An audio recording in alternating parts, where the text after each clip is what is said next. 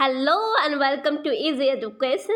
I am back with the polity series. In the previous session, we study about the framing of Indian Constitution, about the schedules, about important parts, sources of the Constitution, and Article 1 to 4. So, in this segment, we will study about Article 5 to 11 that deals with the citizenship. Okay, so let's start. Indian Constitution deals with the citizenship under Article 5th to 11th and it is under Part 2. Okay. So now let's see. Citizenship signifies the relationship between the individual and the states. Okay. Clear? Next. A citizen. Who is a citizen? A citizen is a person who enjoys full membership of the country in which he lives. Okay. Next, but the term the citizen, who is a citizen, not specifies in the constitution. Okay. The Constitution of India provides for a single and uniform citizenship for the entire country. Okay.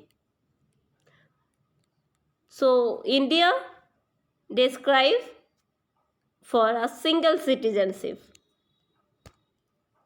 That means that if you stay in Assam or if you stay in UP, that doesn't mean that you have two citizenship. You have only one citizenship.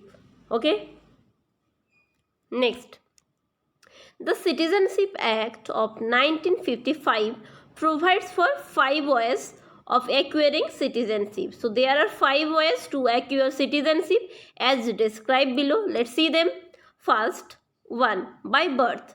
Every person born in India on or after 26 January 1955 shall be a citizen of India by birth irrespective of the nationality of his parents. Okay. So after 26 January 1955, if any person born in India, while it doesn't matter his parents belong to India or not, but he will get the citizenship of India. Next, the children of foreign diplomats posted in India and the enemy allies cannot acquire Indian citizenship. So who can't acquire Indian citizenship? The children of foreign diplomats, that's mean the children of the IF officers, right? And the enemy alliance cannot acquire Indian citizenship. Okay. Next, by descent, person born outside India on or after 26th January 1950 but before 10th December 1952 are citizens of India by descent if their father was a citizen of India at the time of their birth. Okay. Clear? Next, by registration, that is the third step. Third way, I mean, the central government may, on an application, register as a citizenship of India to any person if he belongs to any of the following categories. What are the categories? First, a person of India origin residing in India for a person of India of Indian origin residing in India for 7 years. Okay. And next, a person of Indian origin who is ordinary resident in any country or place outside undivided India. And third, a person who is married to citizen of India and resident of India for 7 years. Minor children of the parents who are citizen of India. If your parents are citizen of India and you are a minor, then you will get citizenship automatically. And a person of full age and capacity whose parents are registered as a citizen of India. Okay. So that's all the categories by registration. And next, by naturalization, it can be acquired by a foreigner who is resided in India for 12 years. If you are not a citizen of India but you are staying in India for 12 years, then you can be a citizen of India by naturalization. Okay, so that was the fourth step. Now let's see the fifth criteria, by incorporation of territory. If any new territory becomes a part of India, of the government of India, then specifically the person of that territory will declare, the person of that territory will declare or got the citizenship of India. They will declare as the citizen of India. Next, the Citizenship Act 1955 also provides three modes of losing citizenship. There are also some criteria of losing citizenship. What are they? Let's see. By renunciation. If a person gives up his Indian citizenship by acquiring the citizenship of another country. If a person acquire the citizenship of another country, suppose you started to stay in Britain and you acquire the citizenship of Britain, then automatically you will lost your Indian citizenship.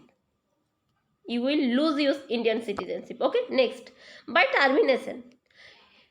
When an Indian citizen voluntarily acquires the citizenship of another country, if you acquire another citizenship of another country without India, then you will lose your citizenship. Okay, next, by deprivation.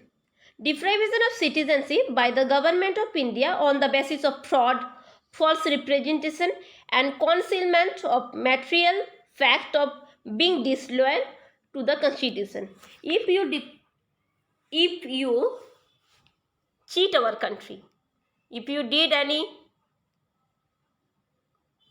disloyal activity, that is to our constitution of India, then you will lose your citizenship. That's all how you can lose your citizenship. Now next, what is overseas citizen of India? Let's see it. Citizenship Act has been amended in 2002, by which people of Indian origin except in Pakistan and Bangladesh will become eligible to register as the overseas citizens of India. Okay. Next, OCIIs are entitled to some benefits like multiple entry, multi-purpose, lifelong visas. They can live and work in India for their country of naturalization. Okay. Next, they are not entitled to hold constitutional post. Yeah, that is the thing they can't achieve. They can't hold any constitutional post and employment with the government, and they cannot get the right to vote. Okay. Next, I think it is clear now, right? Next,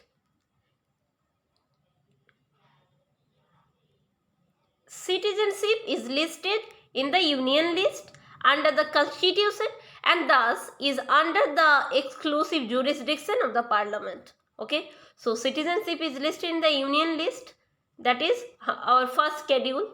It is included in the first part also. Second part. It included in the second part. Already we told that the Constitution does not define the term citizens. Actually, in the Constitution there is nowhere it explained that what is who are the citizens, but details of various categories of persons who are entitled to citizenship are given in the part 2, that is include article 5th to 11. Okay, next, so let's see the articles. Article 5, it provided for citizenship on commencement of the Constitution. Okay, all the domiciled and born in India were given citizenship. Even those who were domiciled but not born in India, but either of whose parents was born in India, were considered as citizens of India. Okay, and anyone who had been an ordinary resident for more than 5 years was entitled to apply for citizens. That's all in the Article 5th. Next, Article 6. What is in it? Let's see.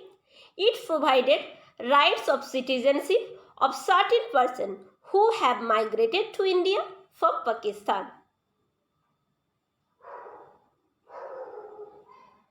Let's see. Since independence was preceded by partition and migration, and Article 6 laid down that anyone who migrated to India before July 1949 would automatically become an Indian citizen if either of his parents or grandparents was born in India.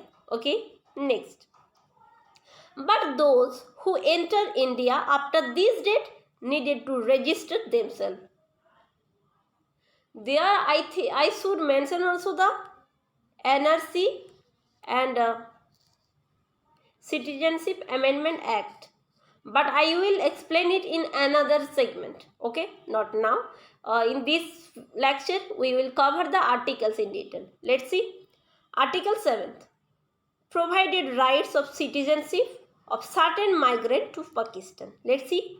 Those who had migrated to Pakistan after March 1st, 1947 but subsequently returned on resettlement. Permits were included within the Citizenship Amendment Act. Citizenship Act. Okay. The law more sympathetic to those who migrated from Pakistan and called them refugees than to those who, in a state of confusion, were stranded in Pakistan. They have to face so many torture in Pakistan or went there but decided to return soon. Okay. Next, what is in Article 8? Article 8 provided rights of citizenship of certain person of Indian origin residing outside India. Okay. Let's see that. Any person of Indian origin residing outside India who or either of whose parents or grandparents was born in India could register himself or herself as an Indian citizen with Indian diplomatic mission. Okay. Next article. Article 9 provided that if any person voluntarily acquired the citizenship of a foreign state will no longer be a citizen of India. Okay. That is all in Article 9. And Article 10, it says that every person who is or is deemed to be a citizen of India under any of the foregoing provision of this part shall subject to the provision of any law that may be made by Parliament continues to be such citizen. Okay. Now last article in this part, that is Article 11. It empowers Parliament to make any provision with respect to acquisition and termination of citizenship and all matters related to it. That's all in Article 5 to 11 and also part 2 also. So in the next lecture we will study about part 3, and this is all for in this segment. If you like this session, do like, share with your friends and subscribe our YouTube channel Easy Education. Thanks for watching the video.